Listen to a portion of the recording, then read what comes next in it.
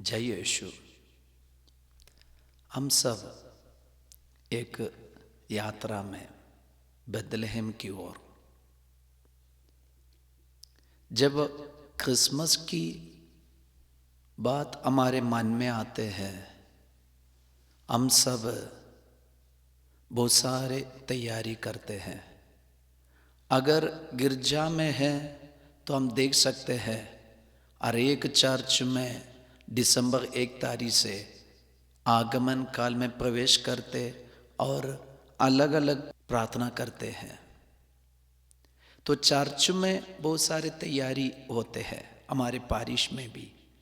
लेकिन हमारे घर में शायद इतना तैयारी क्रिसमस के लिए हम नहीं करते। लेकिन आज के दिन, आज की इस युग में हमें चाहिए क्रिसमस की कुछ तैयारियां। इसलिए आज हम आपके पास आ रहे एक यात्रा के लिए।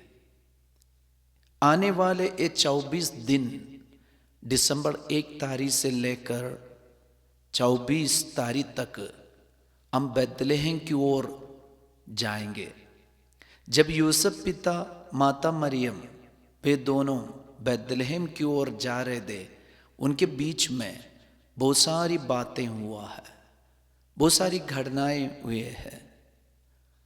और बाल यीशु का जन्म उनके लिए एक बहुत बड़ा या महत्वपूर्ण बात थे। तो आज हमारे जीवन में ये बेथलेहम की ओर जाना जरूरी है। क्यों जाना है? फादर इसके विषय में आपको बताने के लिए आपके सामने आए हैं। सेकंड वैटिकन काउंसिल घर के बारे में बताते हैं।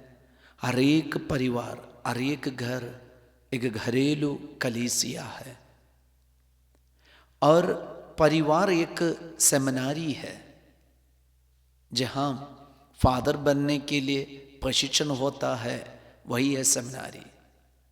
तो आज सेकंड वैटिकन काउंसिल हमें यही सिखाते हैं कि हर एक घर एक घरेलू कलीसिया।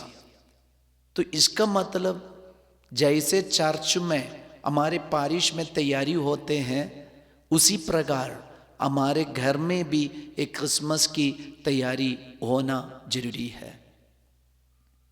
एक बार फ्रांसिस असीसी, छोटा फ्रांसिस असीसी अपने पापा मम्मी के साथ क्रिसमस के रात वाले मिसा में भाग लेने के लिए गए। जब छोटा फ्रांसिस पापा मम्मी के साथ भाई बत्ती के साथ मिसा बलिदान में भाग ले रहे थे, तो उसी दिन का क्रिसमस मैसेज देने के लिए वहां का ईश शास्त्र का एक मुख्य प्रोफेसर आए थे। वो फादर ऐसे इतना लंबा प्रवचन दे रहे थे, इतना बड़े बड़े शब्दों में प्रवचन दे रहे थे। जब सब लोग ये फादर की बात सुनकर, इतना लंबा प्रवचन सुनकर सब थक जाते, सोते हैं, तो इस वक्त बालक फ्रांसिस असीसी अपने रखवाले दूधों ने जो हिम्मत दिया, वो हिम्मत से धैर्य पाकर वह खड़े होकर इतना जोर से कह दिया, फादर आप अपना प्रवचन बंद कीजिए। अगर आप अपना प्रवचन बंद करेंगे तो हम बालक यीशु की रोना सुन पाएंगे। चरनी में जन्म लिए बालक यीशु का रोना हम सुन सकते। कितनी बड़ी बात छोटा फ्रांसिस असीसी ने कह दिया। कई बार हमारे जीवन में, हमारी जिंदगी में यही तो होते हैं। बालक यीशु का रोना हम सुन नहीं पाते और अनसुन करते हैं। जितनों ने बालक यीशु का रोना सुना है, वे सब अपने जीवन में बालक यीशु का दर्शन पाए हैं। यूसुफ पिता सपना में बालक यीशु का रोना सुना, वह अपने जीवन में बालक यीशु को देख पाए। जब गब्रिएल दूत ऐसी स्त्री के पास आकर संदेश दिया, वचन सुनाया। वो संदेश के द्वारा जब मरियम ने बालक यीशु का रोना सुना, वह अपने जीवन में बालक यीशु को देख पाए। जब चरवाहे रात में सो रहे थे, स्वर्गदूत जाकर संदेश दिया, बालक यीशु का रोना उन्होंने जब सुना, वह जाकर दर्शन कर पाए। उसी जमाने में जीने वाले एक राजा था, हेरोद राजा। कई बार ज्ञानियों ने और कई लोगों ने उनको कब्र दिया, लेकिन बालक यीशु का रोना उन्होंने अनसुन किया। इसलिए अपने जिंदगी में इतना मेहनत करने के बावजूद भी वह बालक यीशु को देख नहीं पाया, न उनका दर्शन कर पाए। इसलिए आज हमारे जीवन में, हमारे विश्वासमय जीवन में बालक यीशु का दर्शन करना हम चाहते हैं, तो सबसे पहले यूसुफ पिता के समान, माता मरियम के समान, चरवाहों के समान हम बालक यीशु का रोना सुनने के लिए अपने आप को तैयार करना है। ये क्रिसमस की तैयारी हम सबके जीवन में, हमारे जीवन में बालक यीशु का दर्शन पाने में मदद करेंगे। फादर, आपको एक छोटी सी कहानी बताऊंगा।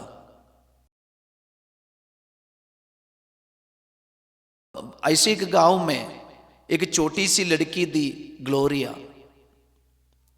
एक ग्लोरिया लड़की के पापा मम्मी उसके बचपन में ही गुजर गए। वह अपनी नानी के साथ और छोटा भाई चार्ल्स के साथ जी रहे थे, और इतना मुश्किल से, गरीब के कारण, दरिद्रता के कारण उसको कुछ नहीं खाने के लिए कुछ नहीं मिलते थे। ऐसी जिंदगी काटते थे। तो काम ढूंढने लगे। तो वहाँ के गांव के एक धनी व्यक्ति के घर में इसको काम मिला, और ये ग्लोरिया का मालिक उनको साल में एक ही बार घर जाने के लिए अनुमति देते थे। वही है क्रिसमस के दिन। इसलिए ये ग्लोरिया बेटी रोज प्रार्थना करते थे बालक यीशु से, बालक यीशु जल्दी ही जल्दी आपका जन्मदिन आए। ऐसे जन्मदिन आया, क्रिसमस आया।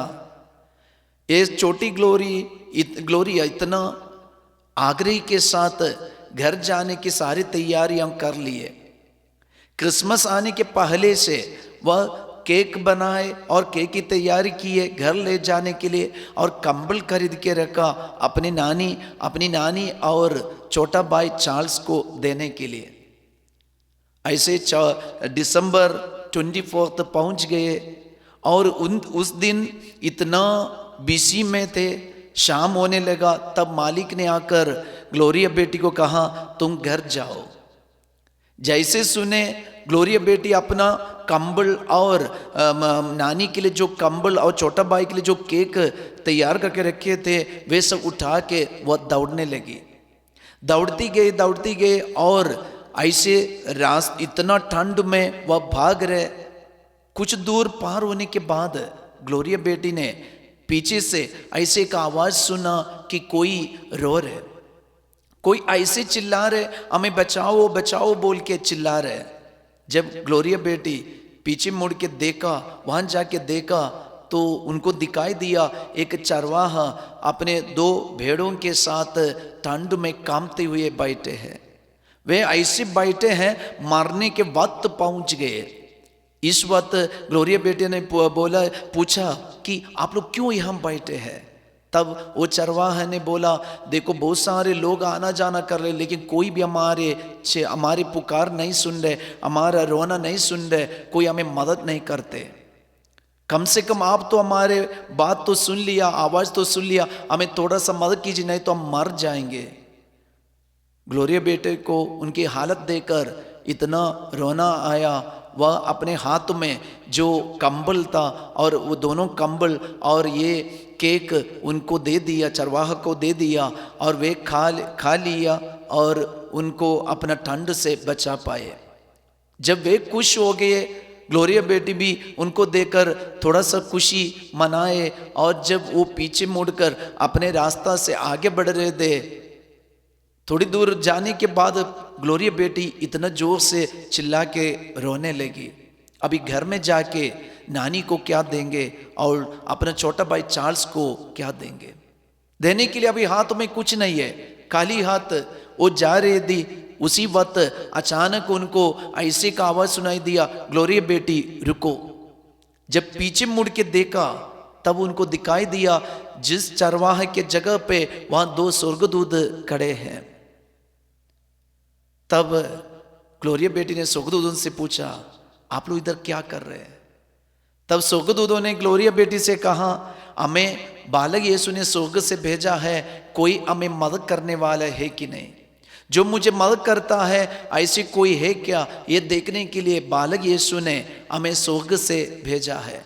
आज हमको ऐसे एक बेटी को मिला, इसलिए हम खुश है। इतना ही बोलकर ग्लोरिया बेटी ने जो कंबल दिया था वो सब कुछ वापस कर दिया और केक भी वापस कर दिया, और ग्लोरिया बेटी को स्वर्गदूतों ने उठाकर अपने घर में छोड़ दिए। जब घर पहुंचे तो ग्लोरिया बेटी देख रहे कि अपने नानी को, नानी और छोटा भाई चार्ल्स, वे दोनों वही कंबल ओढ़ के बैठे हैं जो कंबल ग्लोरिया बेटी ने चरवाहा को दिया था। प्रिय भाई बहन, कहानी इतना ही है, जानना क्रिसमस की तैयारी हम बढ़िया से करें अपने दिल में, अपने मन में, वो हमें बालक यीशु का दर्शन की ओर ले जाएंगे। इसलिए हमारी ये यात्रा बेथलेहम की ओर, हम सब एक मन होकर, एक दिल होकर, एक इच्छा के साथ, शायद ये यात्रा में हमें बहुत कुछ झेलना पड़ेगा, शायद ये यात्रा में हमें बहुत कुछ खोना पड़ेगा, लेकिन एक बात पक्का है, अगर यूसुफ पिता के मनोभाव के साथ और माता मरियम के वही हृदय के भाव के साथ हम भी भाग लिए तो जरूर हम भी अपने जीवन में बालक यीशु का दर्शन कर पाएंगे। इसलिए हम सब मिलकर एक साथ यात्रा करें बेथलेहम की ओर, ताकि हमारे जीवन में भी बालक यीशु का दर्शन हो जाए। रोज आपके जय यीशु टीवी में यात्रा बेथलेहम की ओर।